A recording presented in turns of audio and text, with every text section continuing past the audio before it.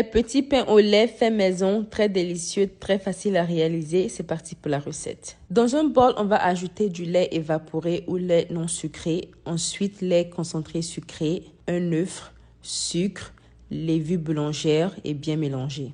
Quand c'est bon, on peut maintenant ajouter notre farine, un peu de sel, lait en poudre et mélanger encore une fois. Mélangez jusqu'à ce que votre pâte commence à se former et pour le pétrissage, vous pouvez le faire à la machine ou à la main. À la machine ou à la main, vous allez commencer à pétrir votre pâte et quand vous voyez que votre pâte elle a bien mélangé, ajoutez votre beurre mou. Continuez le pétrissage jusqu'à ce que votre beurre s'incorpore à votre pâte et tout cela à vitesse moyenne. Et là maintenant, je vais continuer le pétrissage à la main pour ceux qui n'ont pas de machine. Vous allez utiliser de la farine pour vous aider à pétrir soit à la machine ou à la main parce qu'on ne veut pas que la pâte soit collante. Donc vous allez ajouter farine pétrie jusqu'à ce que vous observez que votre pâte n'est plus collante.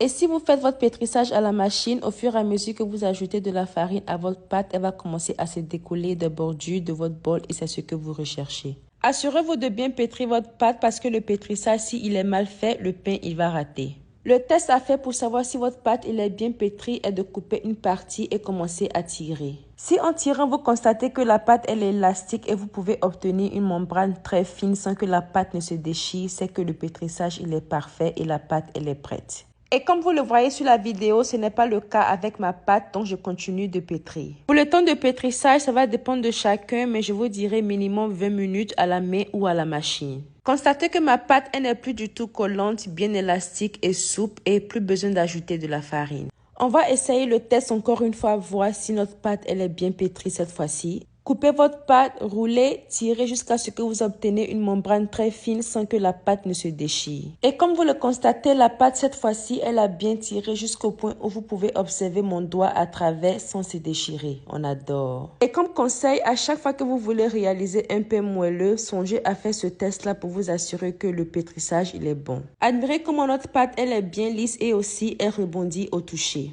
Il est maintenant temps de laisser la pâte se reposer pour qu'elle double en taille. Pour cela, déposez le tout dans un bol bien couvert et laissez reposer dans un coin chaud. Cela peut être sous le soleil, dans un four préchauffé ou à côté d'un radiateur. Je ne vais pas vous mentir, j'ai laissé ma pâte se reposer toute la nuit parce qu'il se faisait tard et j'étais fatiguée. Et donc, de votre côté, laissez votre pâte se reposer jusqu'à ce qu'elle double en taille. Ça peut prendre 2 heures, 3 heures, 4 heures, voire même plus. L'étape suivante est maintenant de dégager l'air et commencer à former vos petits pains. De mon côté, j'ai opté pour la forme en croissant, sinon c'est comme vous voulez. Pour cela, tu vas couper ta pâte en deux, aplatie et bien étalée. Aplatis jusqu'à ce que tu obtiennes un cercle de taille moyenne. Ensuite, tu vas couper des morceaux en triangle comme sur la vidéo. J'ai obtenu environ 8 morceaux. Tu vas prendre un morceau que tu vas bien étaler encore une fois et ensuite rouler en forme de croissant. Assurez-vous de bien étaler la pâte et de bien refermer les bordures. Voilà un peu ce que vous allez obtenir. Nous avons terminé, on va maintenant couvrir et laisser le tout se reposer encore une fois dans un coin chaud pour que ça double en taille pour environ 1 heure à 1h30. Une heure après, voilà qu'ils ont gonflé. On va maintenant les badigeonner de jaune d'œuf et passer au four. Voilà qu'ils sont prêts pour le four. Ça sera pour environ 15 à 20 minutes.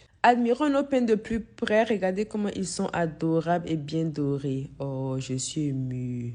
Pour la petite touche finale, ici, on a un mélange de beurre mou et lait concentré sucré qu'on va bien mélanger et badigeonner ça sur nos pains. Si je vous dis que cette touche finale-là était le dernier kata qui a tué, est-ce que vous allez me croire? Alors, résultat des pains au lait ultra délicieux. Dinguerie, texture bien mou, intérieur bien moelleux et bien nuageux, goût extraordinaire, rien à dire. Voyez de vous-même et sans vous mentir, c'est l'un des meilleurs pains que j'ai réalisé sur cette chaîne. Le goût était extraordinaire. Et voilà que nous avons terminé. Si vous avez regardé toute la vidéo jusqu'à ce niveau-là, mettez cet émoticône en commentaire et moi je vous dis merci et à plus pour de nouveaux délices. Bye guys!